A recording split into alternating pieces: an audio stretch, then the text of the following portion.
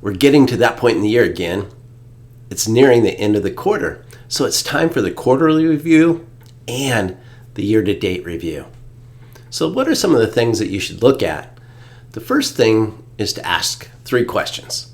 The first question is, what went well in the last quarter and what went well year-to-date? Next, ask, what didn't go quite as well as planned in the last quarter and year-to-date?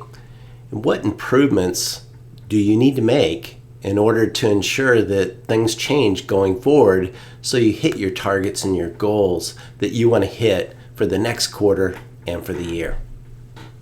It's all about incremental improvements. And these incremental improvements, you need to ask yourself, do I have the resources that I need? And what resources do I need? Who needs to be involved in this process of improvement? And what is the target date that I have for each of those improvements and implementing them?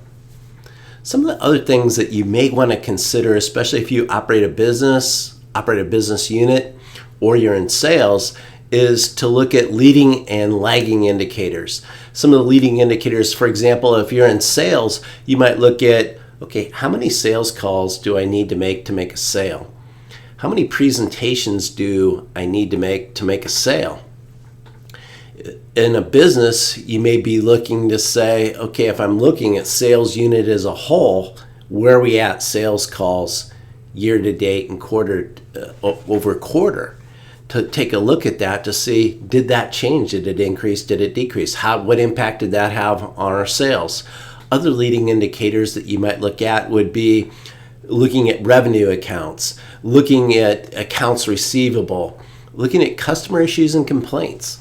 One of the things that I found is if you look at customer issues and complaints, if they're increasing, you want to put a stop to that right away, because that can have an impact on your sales and an impact on your reputation. So you want to get upstream and fix that right away. You don't just want to put a Band-Aid on it. You want to find out what is causing the increase in customer complaints. That's just an example, but that's a leading indicator. Some of the lagging indicators would be if you run a profit center for your business or run the whole business, you want to take a look at your P&L.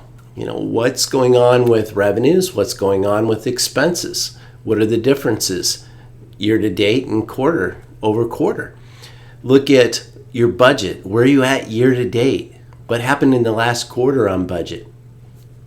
And then there's other things that you want to look at, but anything that is a lagging indicator is something that already happened. What are your lagging indicators? What are your leading indicators that you use? Another thing that you might want to look at is cash flow. If you're running a business, take a look at, okay, where's cash flow quarter compared to last quarter and year to date over last year? What's the difference? What's the bank balance look like? These are just some of the things that you can take a look at. And I'd be really interested in knowing what lagging and leading indicators you use and how you do a quarterly and annual review. Thanks for watching, and be audacious.